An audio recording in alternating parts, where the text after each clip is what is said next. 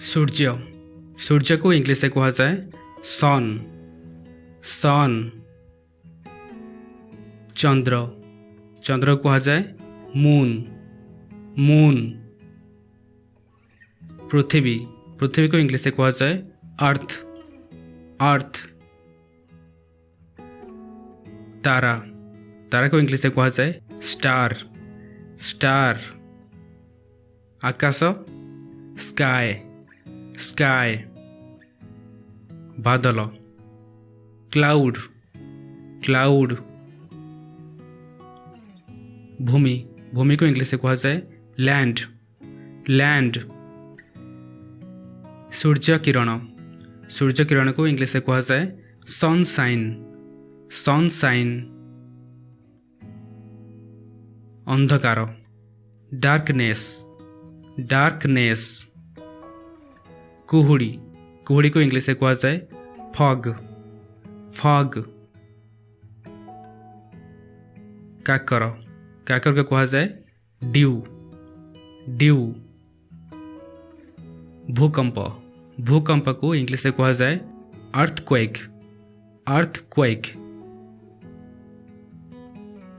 झड़ बा तूफान इंग्लिश से कहा जाए स्टॉर्म स्टॉर्म। घूर्णिबलय किंबा बात्या इंग्लिश से कहा जाए साइक्लोन साइक्लोन। उपसागर बे बे। ग्रह प्लैनेट प्लैनेट। पानी बा जल इंग्लिश से कहा जाए वाटर वाटर। पवन बा वायु इंग्लिश से कहा जाए विंड विंड किंबा एयर एयर। निया निया को इंग्लिश से कहा जाए फायर फायर। माटी माटी को इंग्लिश से कहा जाए सॉयल सॉयल। जंगल फॉरेस्ट फॉरेस्ट। नदी नदी को इंग्लिश से कहा जाए रिवर रिवर। ह्रद ह्रद को कहा जाए लेक लेक।